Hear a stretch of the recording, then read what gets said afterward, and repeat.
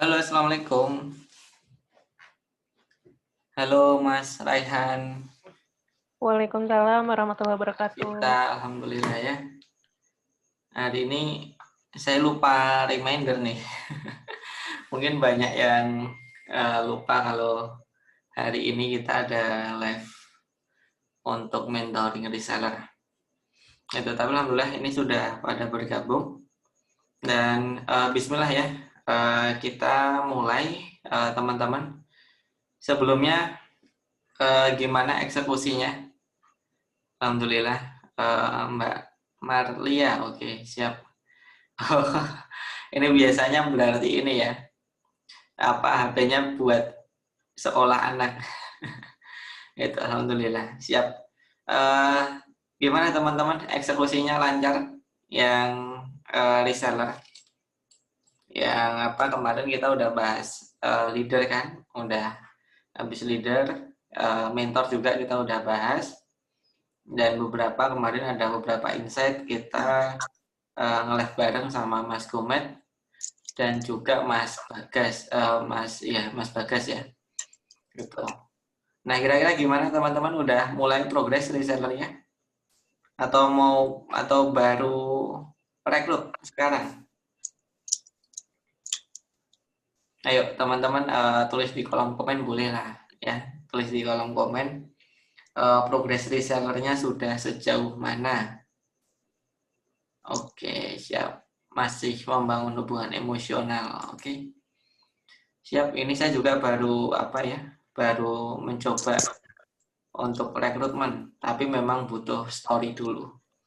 Gitu. Seperti yang disampaikan Mas Gumet kemarin. Kita tidak bisa langsung open rekrutmen ya, karena kita butuh membangun story terlebih dahulu. Kalau kata Mas Bagas, kita harus memperkenalkan diri terlebih dahulu ya, calon reseller kenal kita dan kenal produk kita, gitu. Itu tahapan sebelum kita open recruitment reseller. Oke ya, jadi teman-teman, doa saya semoga teman-teman sudah mulai progres ya untuk reseller ini, apalagi kalau sebentar lagi April Ramadan. Momentumnya adalah Ramadan luar biasa ya. Rata-rata banyak permintaan yang naik, khususnya fashion. Mungkin yang turun mungkin herbal ya. Tapi yang lain itu insya Allah akan naik. Jadi teman-teman, mumpung Ramadan besok, kita udah ancang-ancang dari sekarang.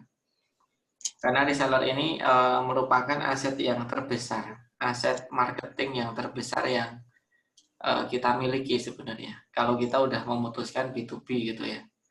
Gitu. Jadi ayo segera kita berprogres untuk mulai menghadirkan mentoring, pembinaan untuk reseller kita. Gitu ya. Oke. Alhamdulillah ini sudah pada bergabung dan insya Allah hari ini kita akan bahas tentang kurikulum. Kalau di judul yang saya share di poster itu menetapkan reward itu nanti pembahasan keempat. Pembahasan ketiga kita bahas kurikulum dulu. Kalau di buku Behind the Scene Pembinaan Reseller itu ada di bab ketiga, gitu ya.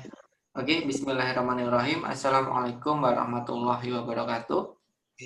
Waalaikumsalam warahmatullahi wabarakatuh.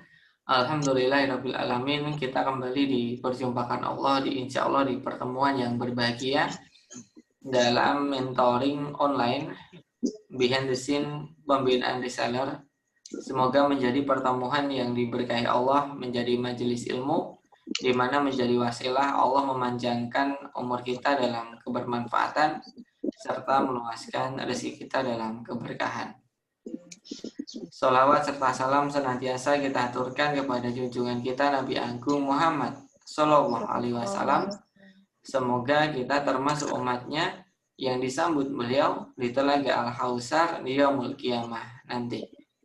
Oke teman-teman, hari ini saya akan share untuk tahapan bagaimana cara membuat kurikulum. Nah mungkin teman-teman pertanyaannya adalah, Mas, saya mau mulai tapi bingung mau ngajarin apa. Nah, itu ya mungkin kayak gitu ya.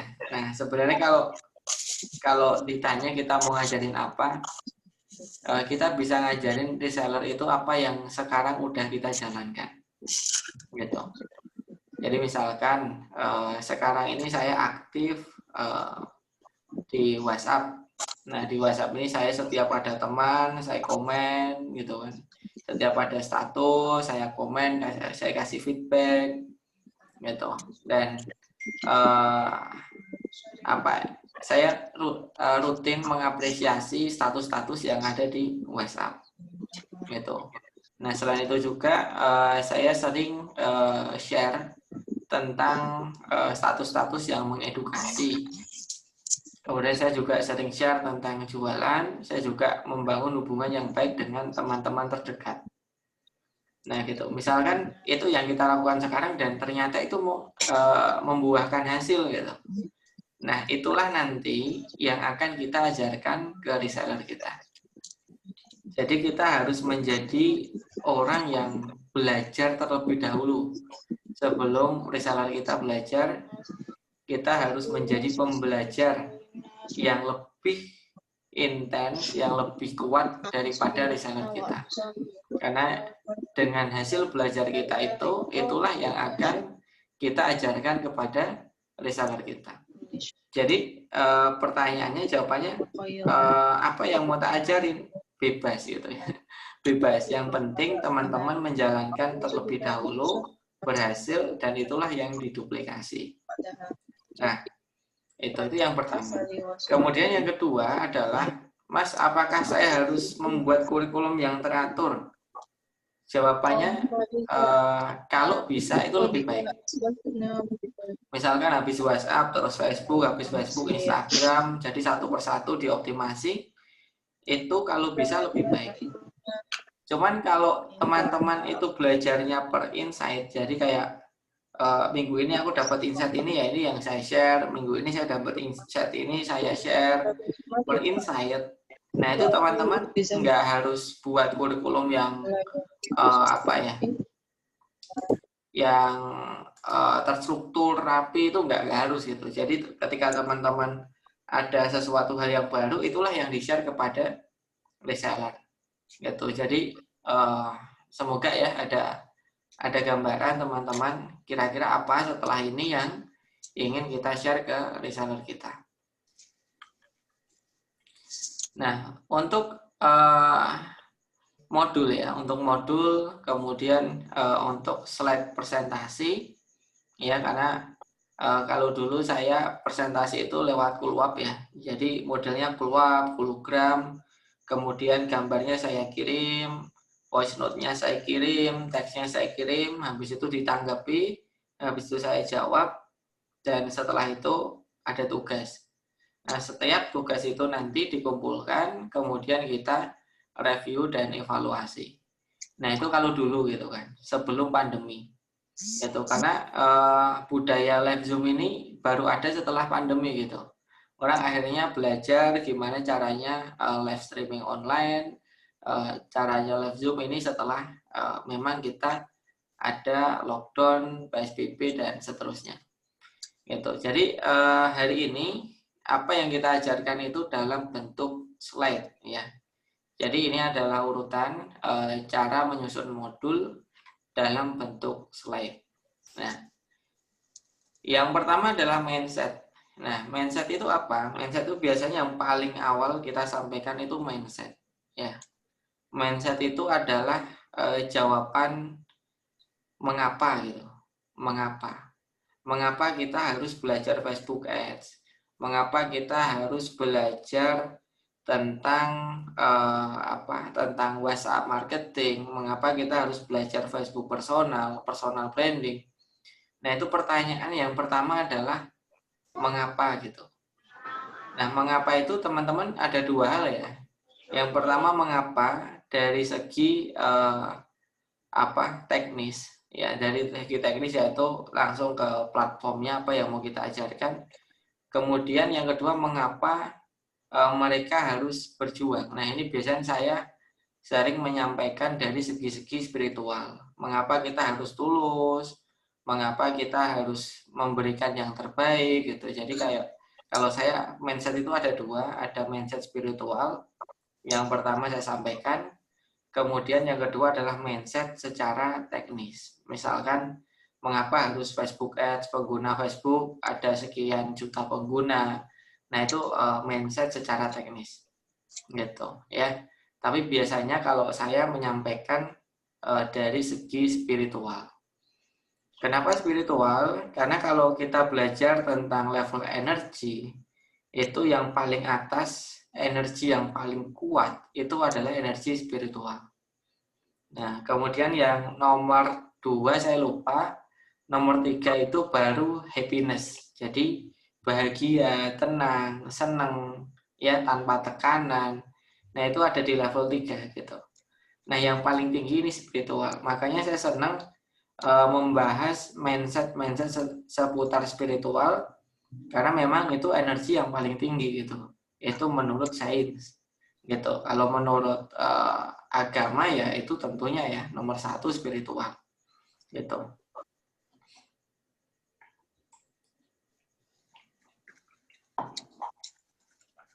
Kemudian yang kedua, setelah mindsetnya terbentuk, mengapa reseller kita paham kenapa mereka harus mengeksekusi, mengapa mereka harus berjalan, mengapa mereka harus menjalankan dari apa yang kita ajarkan.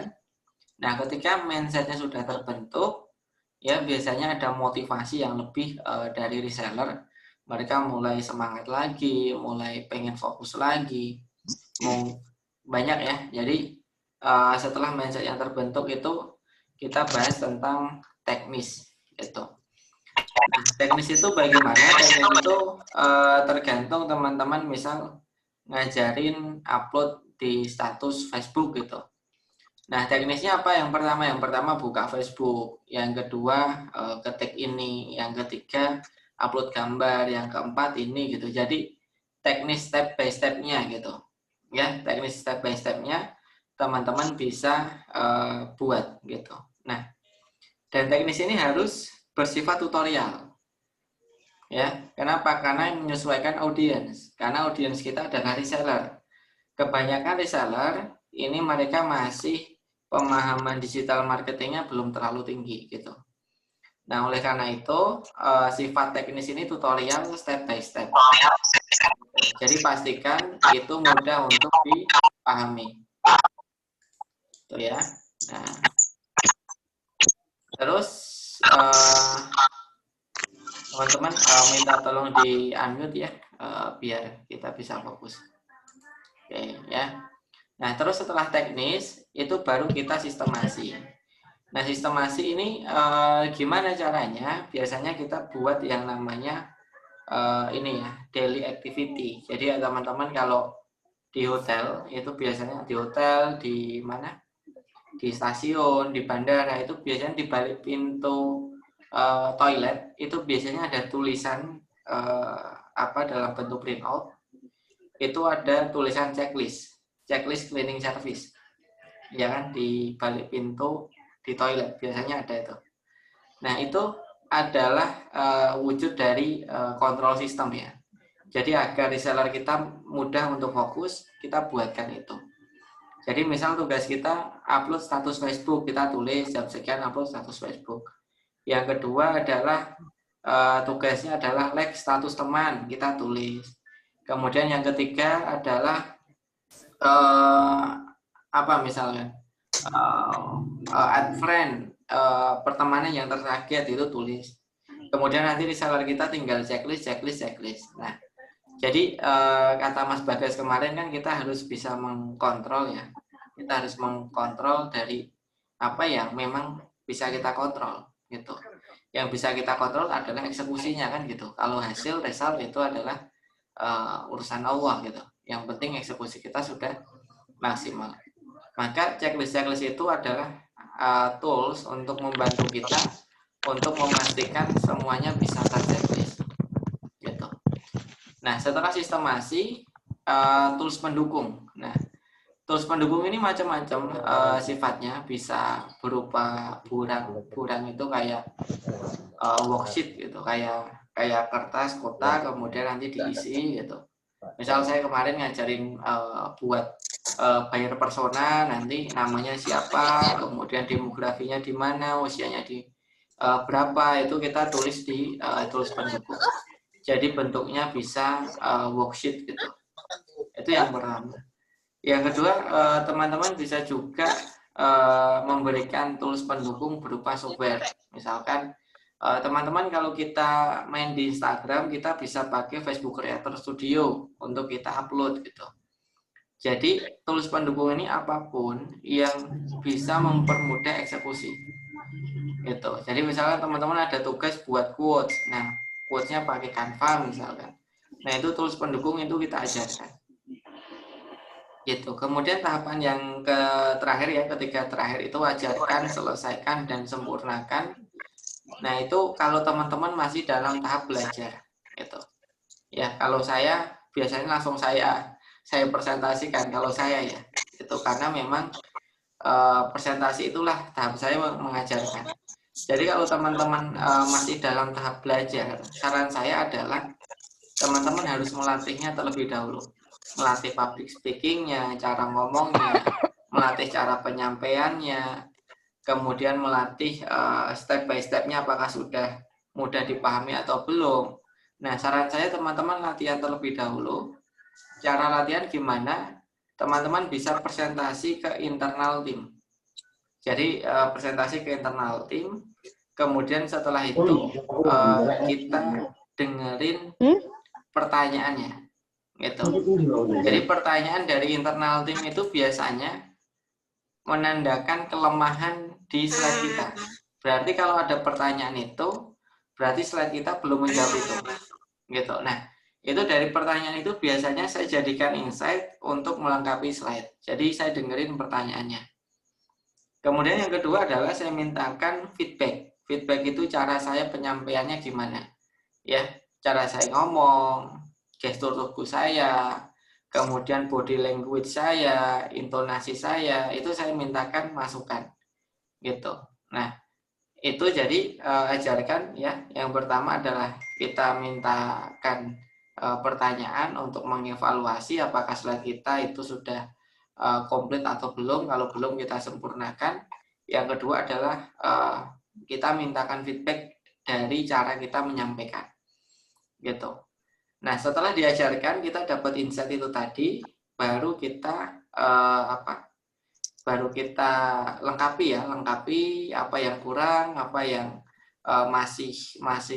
masih butuh dilengkapi, karena tadi kan ada feedback, misal ada yang kurang di bagian ini, apa yang butuh dilengkapi itu kita selesaikan.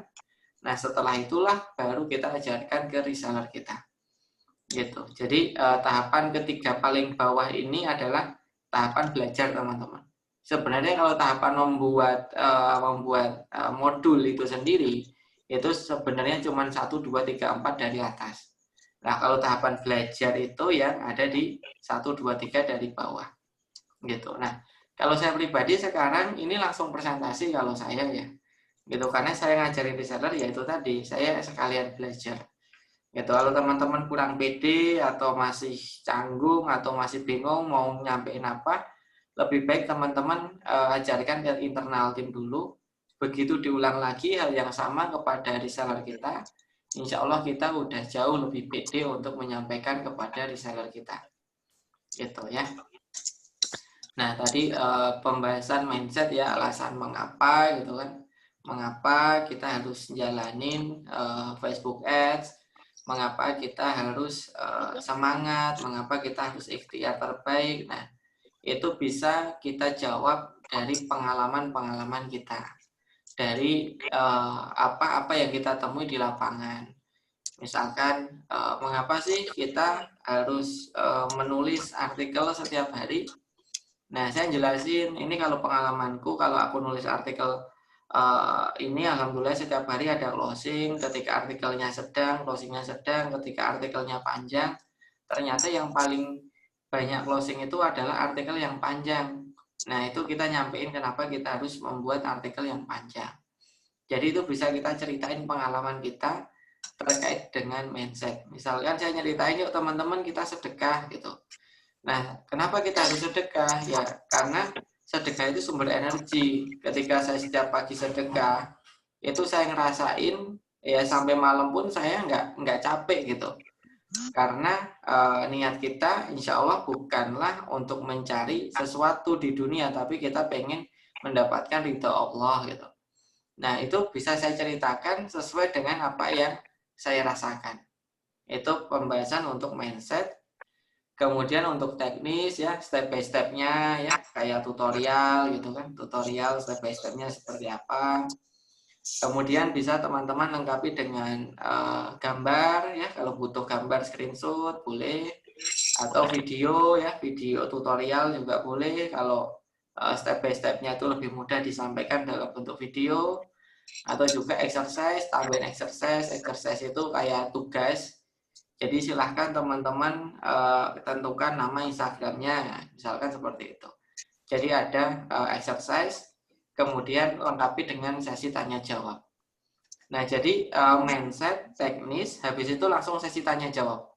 Gitu. Jadi tidak sampai akhir ya, tidak nunggu sampai akhir, tapi setelah itu baru sesi tanya jawab. Jadi di tengah-tengah kita tanya jawabnya. Nah, setelah itu baru kita sistemasi. Contoh sistemasinya kayak gini. Misal saya ngajari tentang upload status Facebook gitu kan. Maka saya tulis jam 8, jam 13, jam 19 upload status Facebook. Kontennya bisa daily, edukasi atau entertaining. Satu artikel, materinya sesuai dengan yang kita ajarkan di Kulwap. Nah, untuk jamnya sendiri ini teman-teman saya memberikan apa ya, kayak gambaran awal ya. Kayak gambaran awal jam 8, jam 13, jam 19. Nah, ini kalau misal reseller kita tidak bisa di jam ini tepat gitu. Nah, ini bisa diedit sesuai dengan kondisi reseller kita saat ini. Jadi ini kayak template format awal dan ini bisa sangat fleksibel untuk disesuaikan dengan kesibukan reseller. Namun yang jelas ketika udah disesuaikan dengan kesibukan reseller, ini wajib untuk di checklist dan diisi gitu. Nah, ini tahapan untuk systemize dan teman-teman bisa di fase awal ya ada reporting ya, reporting misalkan teman-teman buatin di Google Drive, kemudian dicek satu persatu udah ngerjain atau belum. Jadi kita pantau, kalau belum kita ingatkan gitu. Jadi benar-benar kita mengkontrol apa yang bisa kita kontrol gitu. Apa yang bisa kita kontrol itulah yang kita kuatin. Itu kalau risal kan itu kan bagian dari efek samping dari proses gitu. Jadi yang kita kuatin adalah prosesnya. Nah, kemudian ini ya tools pendukung macam-macam, ada Burang, worksheet, atau bisa manajemen tools, atau bisa juga software gitu. Jadi teman-teman bisa mengeksplor kira-kira dari teknis itu kalau dieksekusi biar lebih gampang lagi, kira-kira butuh apa gitu. Nah, itu bisa kita sampaikan setelah sesi tanya jawab gitu. Nah, terus selanjutnya selesaikan, ajarkan, catat semua pertanyaan, mintakan feedback, pertanyaan untuk memperbaiki slide, feedback untuk memperbaiki cara kita menyampaikan presentasi. Kemudian sempurnakan. Nah, cara menyempurnakan banyak ya. Jadi misal teman-teman kok ini masih ngambang ya, kok alurnya masih belum enak ya. Nah, ini teman-teman bisa membaca buku gitu kan, mencari referensi di buku, nonton YouTube, atau lihat di sosmed pakar yang tempat kita belajar, misalkan saya belajar tentang flywheel marketing, ya saya akan buka teman-teman saya yang pinter atau sudah menjalankan dengan baik flywheel marketing gitu. Nah itu insight-nya saya jadikan sebagai referensi, saya membuat slide gitu. Nah habis itu kita sempurnakan. Jadi sempurnakan ini berjalannya bukan cuma 1-2 kali, tapi setiap saat gitu. Jadi kayak saya ada materi kelas online fundamental Instagram marketing, itu dari awal saya ngajar sampai sekarang itu hampir setiap batch itu ada pembaruan gitu. Kenapa? Ketika saya merasa slide ini ada kelemahan dari segi pertanyaan dari yang disampaikan, atau dari orang yang nangkap kok susah ya kelihatannya ya nangkapnya, itu saya berpikir gimana agar orang lebih mudah untuk nangkap apa yang saya sampaikan, dan bagaimana orang agar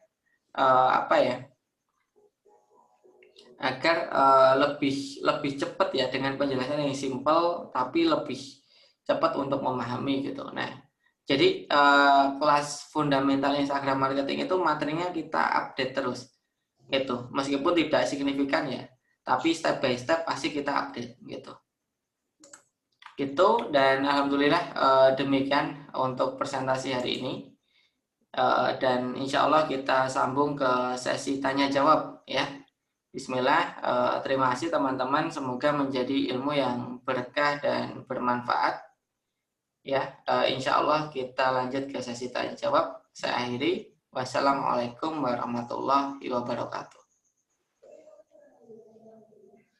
Oke ya, teman-teman, ini udah ada pertanyaan. Reseller masih nonaktif di grup WA, masih fokus produksi produk dahulu dan belajar untuk bisa menjadi mentor dan leader development. Praktik dulu ke diri sendiri. Ya, nggak apa-apa Mbak siapa tadi, Mbak Marlia ya, Mbak Marlia, nggak masalah. Yang penting ada improvement setiap hari. Ya, jadi jangan sampai kita menjalankan yang namanya rutinitas. Gitu. Jadi hari besok harus ada sesuatu hal yang baru yang kita kerjakan. Misalkan nih, hari ini grup WhatsApp-nya nggak aktif. Besok saya mulai sounding nih, yuk teman-teman kita ada pembinaan 1 minggu lagi, yang mau ikut angkat tangan ya, nanti saya invite di grup khusus. Nah, kemudian besoknya lagi kita invite. Kemudian besoknya lagi teman-teman tunggu ya, seminggu lagi nanti kita akan ada materi. Kemudian setelah 1 minggu kita siap untuk buat materi, itulah yang kita ajarkan. Gitu. Jadi ada peningkatan. Itu yang pertama. Kemudian yang kedua adalah jangan menunggu sempurna. Gitu, jangan menunggu sempurna. Berjuang yang terbaik oke, tapi kalau kita menunggu sempurna tapi akhirnya kita nggak jalan-jalan, ya lebih baik kita mulai dulu. Gitu, kita ngerasain. Kayak dulu, bukan dulu ya, sekarang saya membangun konten itu yang nggak langsung bagus gitu. Ya, kenapa? Karena kita biar ngerasain dulu. Modelnya biar ngerasain jadi model, fotografernya biar ngerasain dia foto, dan advertisernya biar ngerasain gimana efeknya kalau konsepnya A, konsepnya B gitu. Nah, dari situlah mereka dapat insight, dan dari insight itulah yang akhirnya bisa membuat kita lebih baik gitu. Jadi kalau kita menunggu dan akhirnya memakan cukup banyak waktu, lebih baik kita mulai dulu, dan meskipun hari ini belum sempurna gitu. Nah, kita sempurnakan sambil berproses, sambil kita jalan. Gitu ya. Kemudian Mbak Latifah masih belajar praktek ilmu sebelum rekrut dan bina reseller, tapi sambil terus produksi. Oke, produksi oke ya. Ya, jadi ada 4 roda bisnis ya. Yang pertama adalah sales, marketing, branding, itu roda pertama. Yang kedua adalah finance, yang ketiga adalah operasional, kemudian yang keempat adalah human resource. Jadi kita boleh produksi, tapi tidak melupakan 3 roda yang lain. Apa? Yaitu finance, human resource atau tim kita, dan marketing, selling gitu. Jadi produksi boleh, tapi selling marketingnya juga harus dipikirin gitu. salah satunya dengan reseller. Jadi kalau bisa kita bisa jalan bareng. Kenapa? Karena 4 roda kan. Kalau yang muter cuma satu ya mobilnya nggak gerak. Jadi semuanya harus bisa muter secara bersamaan. Gitu ya. Nah, benar banget Mas. Bingung mulai ngajarin dari mana. Iya nggak apa-apa Mbak Marlia ya. Jadi itu tadi kita bisa ngajarin yang paling sederhana dulu gitu. Misal Mbak Lia sekarang strategi ini japri teman-temannya Mbak Marlia dan itu bisa membuat closing, ya itu aja yang diajarkan. Jadi dari yang sederhana dulu gitu. Kenapa? Karena memang reseller itu konsepnya sederhana, nggak rumit-rumit banget gitu. Beda kalau kita ngajarin Facebook Ads, kita ngajarin desain itu mungkin akan butuh latihan yang dalam. Tapi kalau reseller itu yang sederhana, yang bisa mereka lakukan sekarang, gitu. Jadi kita nggak usah nggak usah minder, nggak usah nanti gimana gitu. Tapi karena kenapa? Karena reseller itu sebenarnya hal-hal yang dilakukan itu sangat sederhana gitu. Jadi boleh dari hal yang Mbak Marlia eksekusi yang sederhana terlebih dahulu, itulah nanti yang akan diajarkan ke reseller. Gitu, iya. Strong way, betul ya. Baik, ya alasan kenapa gitu. Strong way, alasan yang kuat itu. Iya, iya strong way ya kenapa itu tadi. Sama, kurang lebihnya sama. Cuman kalau istilah Indonesianya adalah alasan kenapanya gitu. Ya, strong way. Kurang lebih sama, Mbak. Reseller masih banyak nggak mau ngerjain, Mas. Oke. Jadi kalau reseller kita bina nggak mau ngerjain itu berarti kesalahannya di kita. Gitu. Kesalahannya di kita. Gitu. Kenapa? Karena kunci leadership ada 5 tangga ya, 5. Yang pertama adalah position, yang kedua adalah permission, yang ketiga adalah prestation, yang keempat leader development, yang kelima adalah present hold. Jadi legenda hidup gitu. Nah, kalau kita minta reseller kita itu kemudian dia nggak gerak, itu kemungkinan leadership kita belum ada di level ketiga. Jadi leadership itu minimal untuk membuat orang bergerak itu ada di level keempat. Itu. Tapi kalau ketiga ini udah lumayan lah kalau 3. Jadi kalau position itu berdasarkan posisi kita. Kalau permission itu kita disenangi oleh tim kita. Kalau prestation itu kita membuktikan dengan prestasi. Gitu. Jadi kalau mereka belum bergerak berarti kita belum punya prestasi gitu. Kalau kita masih ada di level leadership level 2 gitu. Maka tugas kita kalau kita masih di level 2 kita harus membuktikan dengan prestasi. Jadi Mbak Ira bisa membuktikan dengan materi kurikulum yang Mbak Ira mau ajarkan itu sampai benar-benar bisa closing dan closingnya banyak. Gitu. Nah, kalau kita punya prestasi, orang itu pengen belajar ke kita akhirnya. Gitu. Wah, ini kok bisa ya Mbak Ira ya, aku tak belajar deh ke Mbak Ira gitu. Jadi hingga akhirnya orang mendekat. Kenapa? Karena mereka tidak atau belum mencapai pencapaian itu sehingga mereka mendekat ke kita. Gitu. Kalau mereka sudah mencapai pencapaian yang sama dengan kita, ya kemungkinan ya udahlah nggak harus ikut gitu. Kenapa? Karena ya sama aja yang saya pelajari kemarin gitu. Gitu. Jadi itu level leadership-nya Mbak Ira. Kemudian yang kedua adalah Mbak Ira butuh membangun sebuah story. Itu nanti silahkan kalau mau ditanggapi boleh. Membangun sebuah story. Jadi sebagai brand owner ini tidak hanya cukup untuk membina atau merekrut, tapi membangun sebuah story yang itu akan meningkatkan ikatan emosi atau istilahnya Mas Gomet bondingnya itu kuat gitu. Jadi harus membangun story. Misalkan Mbak Ira hari ini baru mau, misal saya mau pindahan nih, minggu ini insya Allah kita pindahan ke kantor yang baru.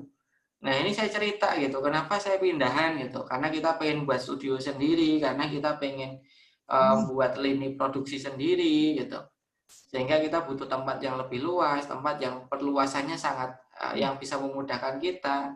kalau kita di Jogja itu sangat susah cari tempat ya, karena di Jogja ya sudah padat, kemudian harga tempat kalau kita sewa atau harga tanah kalau kita beli itu mahal gitu. Nah itu saya ceritain, kemudian saya upload di Facebook gitu. Nah itu membangun sebuah story yang menguatkan ikatan emosi gitu. Jadi dua itu ya. Yang pertama coba cek kita apakah sudah punya prestasi. Yang kedua apakah kita sudah membangun sebuah story atau cerita gitu ya. Oke, ada yang mau bertanya secara langsung? Monggo silahkan teman-teman, bisa dinyalakan videonya. Kalau ya Mbak Ira mau bertanya, Mbak Ira?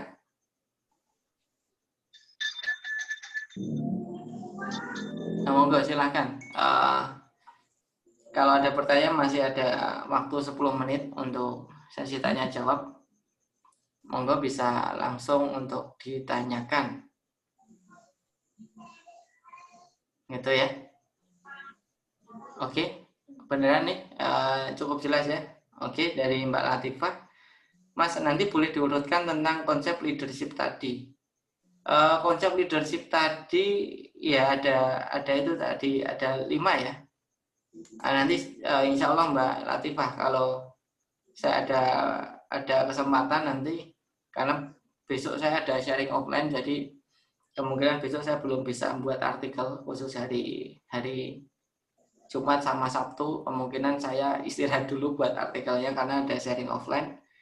Itu insya Allah Senin atau Selasa saya coba tulis ya tentang 4 level leadership itu. Nah insya Allah nanti semoga bisa jadi pemahaman kita gitu ya. Mohon doanya semoga saya diberikan kemudahan untuk menulis gitu ya. Itu oke. Ada lagi? Amin Allahumma amin. Oke, ada lagi yang ingin ditanyakan? Udah pada makan? Masih ya, Mas Nur Al-Kafi. Monggo silakan kalau ada pertanyaan, Mas.